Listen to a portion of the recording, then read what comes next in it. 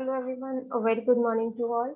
So this is our third video on the chapter oxidation and reduction. So far we have um, gone through the oxidation, reduction, oxidation number, what is oxidizing agent, what is reducing agent.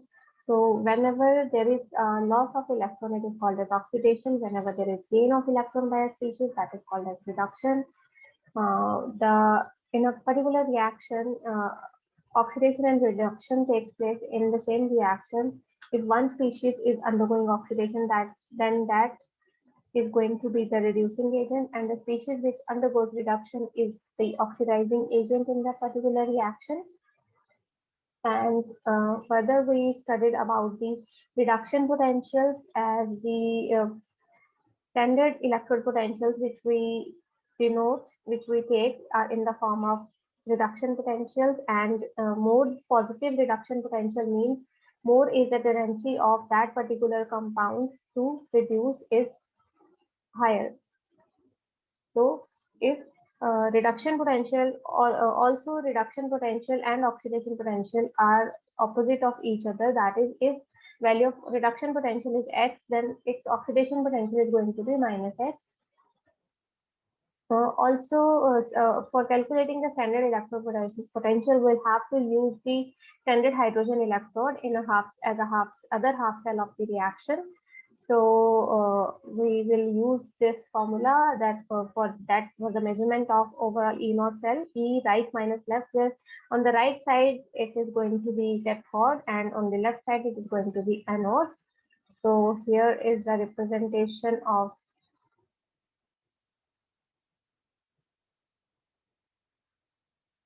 voltaic cell, or we can say galvanic cell, which represents here is a representation of cell.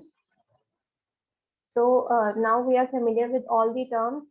Then there's an electrochemical series where reduction potentials are arranged in the increasing order. More positive reduction potential means more is the tendency of that species to undergo reduction. More negative reduction potential means lower is the tendency of that species to undergo reduction, or more is the tendency of that species to undergo oxidation.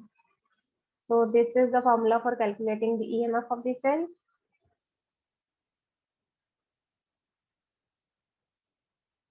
So now coming to the applications of redox potential data. Now if we are given the redox potential data, what we can use that data for. So we'll be discussing about the applications. So actually, based upon the values of reduction potential data, we can know in a chemical reaction which oxidizing agent and which reducing agents are to be preferred. So we can choose oxidizing agents and reducing agents based upon the redox potential data. Let us have more clarity about this with the following example. Here, fluorine gas has been shown to gain 2 electrons. That means it is undergoing reduction. That means it is gaining 2 electrons. It is getting converted to F negative, 2F negative with negative charge on each fluorine. So reduction potential, or we can say standard electrode potential for this reduction of fluorine is plus 2.65. Here it is large positive value. That means fluorine is its reduction potential is high. That means it has high tendency to undergo reduction. Here comes the next thing is chlorine, which is also undergoing reduction. Its value is 1 plus 1.359. It is lesser in comparison to that of fluorine. So from here, comparing both these values, we can say that fluorine has more tendency to undergo reduction. So it can be used as better oxidizing agent. Next, we have two metals. Here it is cerium 4 positive. It gains electron and gets converted to cerium 3 positive. And reduction potential for this reaction is, so the reduction potential for this reaction is 1.61 volt. And here zinc 2 positive is gaining 2 electrons and getting converted to zinc. So here reduction potential value is negative. So this means cerium is a better oxidizing agent and zinc is a better reducing agent. So this is about fluorine, this is about cerium and zinc. So this is how we can choose how a better reducing or oxidizing agent for a particular reaction. That if we want a better reducing agent and we have the option of fluorine and chlorine both, so we will use if we want to have a better oxidizing agent, then we'll use fluorine first. Fluorine in comparison to chlorine because it undergoes reduction to more extent. That means it is a better oxidizing agent. So this is how we can choose based upon the redox potential data. Next thing which we can do using the redox potential data is the prediction of feasibility of reaction. We can predict whether a reaction is feasible in the forward direction or in which direction the reaction is going to proceed. Here is some data. We have the reduction of bromine and iodine, and here we have written the redox electrode potential data, that is redox standard electrode potential. For bromine, it is plus 1.02, and for iodine, it is 0.54 volts.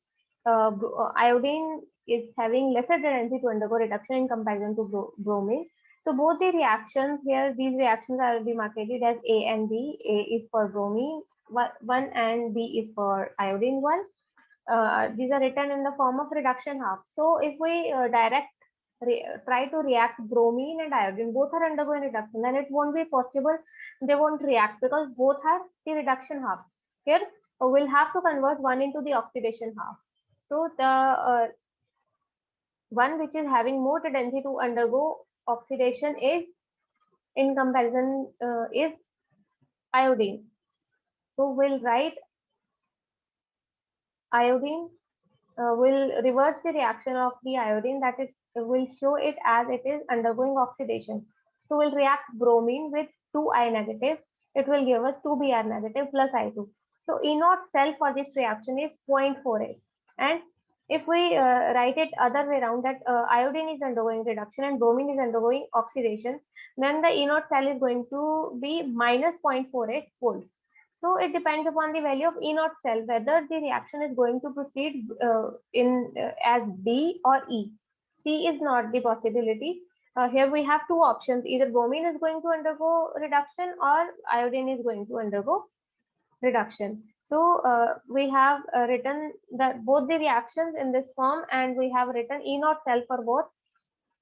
Here E0 cell has come out again by the we have calculated the E0 cell by using the formula E right minus left, or we can say E cathode, where cathode is undergoing reduction, E reduction minus E oxidation.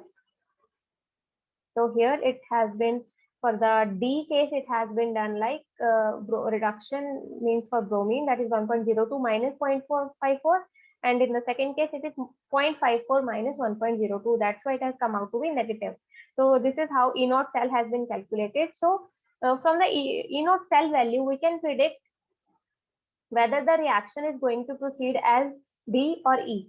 So here is a simple rule for getting for knowing the proceeding of the reaction. If the value of E0 cell comes out to be positive, then it goes in the forward direction. So for the reaction to undergo in the to carry out in the forward direction, to go in the forward direction, we need the value of E0 to be positive. So for the E0 cell for reaction D is positive. So that means it is going to take place in the forward direction, and for E the value is negative. So that means it is going to take place in the backward direction. That means its backward direction means the reaction is the only possibility for bromine and iodine to react is D. That means bromine will undergo reduction and iodine will undergo oxidation. So this is how we can predict the feasibility of the reaction, because the only reactions which have E0 cell value as positive value, they will proceed in the forward direction. Next thing what we can do using the redox potential data is okay. So here is a problem. We are taking up the next example. Here we have to predict. This is the type of questions which can be asked in exams. So here what is asked here is predict for the following reaction. Two reactions have been given. Whether this reaction is going to occur it as written, or it is going to occur in the reverse direction. So what we'll do is, here is the redox potential data for both the entities, that is cerium +4 to +3 and iron +3 to +2. Both are written in the form of reduction halves. So now we'll calculate the E naught cell for this reaction. If E naught cell is going to be, it comes out to be positive, then the reaction is going to proceed in the forward direction. And if E naught cell comes out for this reaction comes out to be negative, then the reaction would proceed as backward reaction. So this is how we predict. We just have to calculate the E naught cell values for the given reaction. So here is another question. Here also the same thing has been asked, that we have to predict the feasibility of the reaction, whether it is going to take place in the forward direction or in the backward direction. In the third case also, it is kind of the same question. So these are the questions. These questions are there for your practice. If you find any doubt, you can always ask in the comment section. And if once you solve it, you can post your answer in the comment section also. So if you have any doubts, you can also ask about those doubts also. So next application is the equilibrium constant for half cell reaction. We can know about the equilibrium constant of the half cell reaction. Once we know the equilibrium constant, then we'll have the knowledge that to what extent the reaction is going to proceed in the forward direction. If the value of equilibrium constant is large and positive, that means it is going to proceed in the forward direction to a great extent. If it is less or small value, then it is going to proceed to small extent. So this is how this is what we can predict after knowing the values of equilibrium constant. So let's see how it works. So this is a sample reaction. Here zinc is reacting with copper 2 positive. Zinc is undergoing oxidation and copper is undergoing reduction. So according to the law of chemical equilibrium, if we want to write the equilibrium constant for this reaction, Kc is going to be equal to zinc 2 positive. That means concentrations on the right hand side divided by concentration on the left hand side. Here we have written 2 positive zinc and copper solid, and in the denominator we have written copper 2 positive and zinc solid.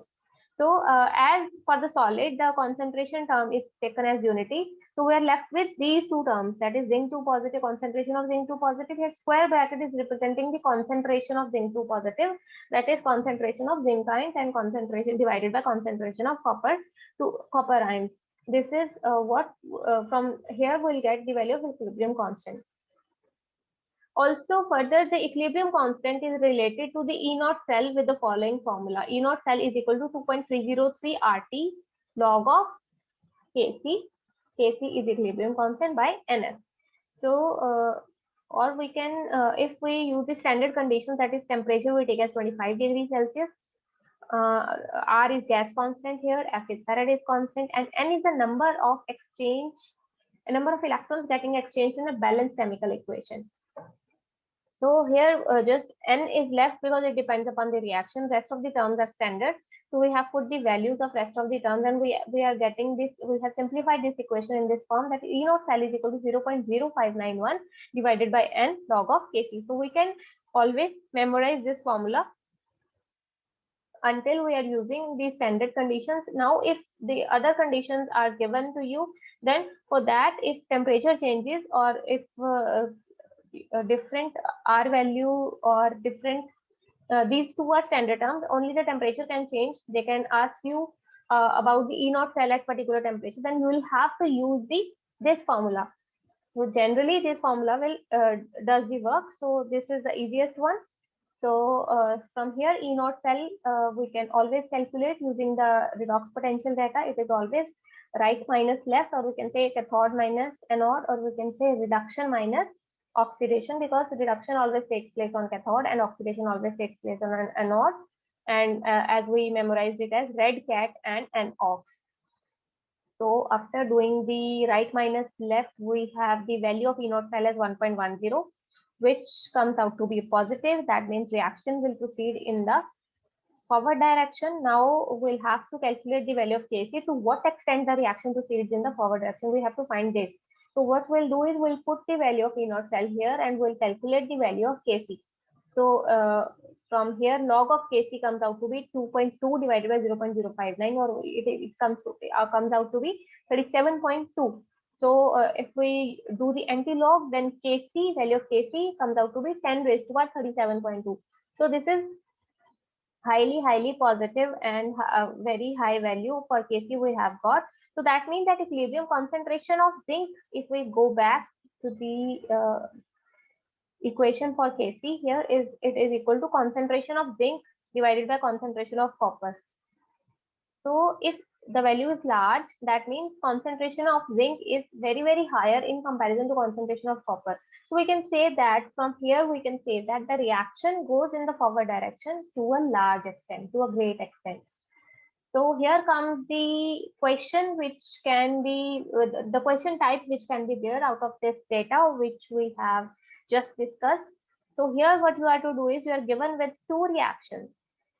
One is the representation of reduction of iron, other is the representation of reduction of cerium with tin 2 positive. So here this is acting as a reducing agent in both the reactions. So what they have asked is predict which is better oxidizing agent out of iron and cerium. So here they are asking about here this tin is undergoing oxidation. So there here it is has been asked that which is better oxidizing agent out of these two. So firstly we'll have to calculate the E naught cell values. So here E naught cell values if they come out to be positive, that means both the reactions are going into the forward direction. Then we'll have to calculate the value of Kc. More the value of Kc, more is going to be the extent of reaction, and more is going to be the extent of reaction, and that more is the value of Kc, and better is going to be the oxidizing agent for that particular reaction. So this is how we can solve this question. Next question is also in the similar manner. Here you have to calculate the value of K and comment on the extent of reaction. If Kc comes out to be large, then extent is going to be high, and if it is small, then it is going to be low. So this is how you can predict the extent of reaction after knowing the E naught cell values, that if it comes out to be a positive reaction, it has confirmed that it is going to be there. It is going to take place in the forward direction. After that, you can calculate Kc using the E naught cell value. So if that is large value, that means it is going to go in the forward direction to a large and great extent, you can say. So next is the relation of E naught cell or standard electrode potential of cell E naught cell with the delta G, that is standard free energy.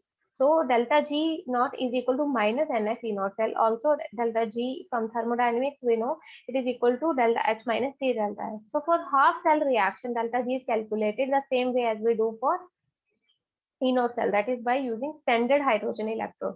So we calculated the E naught cell, E naught values, E naught standard electrode potential values for in different half cell reaction using by connecting it to the standard hydrogen electrodes. In the same way, we calculate the free energy values for the half reactions. So once we have E naught cell value, then we can calculate delta G naught using this formula. So for the feasibility of reaction in forward direction, as per the feasibility, E naught cell value was supposed to be positive. So as delta G naught is minus NF E naught cell, then for the feasibility, delta G should be negative if we want the reaction to proceed in the forward direction. So positive value of delta G and sorry, for a negative value of delta G and negative positive value of E naught cell give the confirmation that reaction proceeds in the forward direction, and extent of that forward reaction is confirmed from the Kc value, that is equilibrium constant value. So this free energy has its important application in case of Latimer diagram. These Latimer diagrams are the diagrams which we will be discussing in the preceding classes. So these are very important when we do the diagrammatic representation of redox potential data. There are three types of diagrammatic representations that we'll be discussing in the later classes. So next we have analysis of redox cycle. This will be doing in the next video. So that is it for this video. So in this video, what we have discussed is the applicability of the what are the things we can know from the redox potential data. So from the first thing is the if delta E value, E naught cell value comes out to be positive, that means the reaction is going to proceed in the forward direction.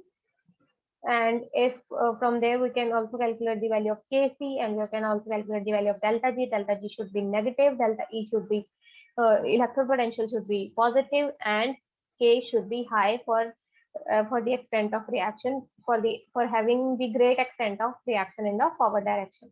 So this is how we can use the redox potential data predict the to conclude the following things.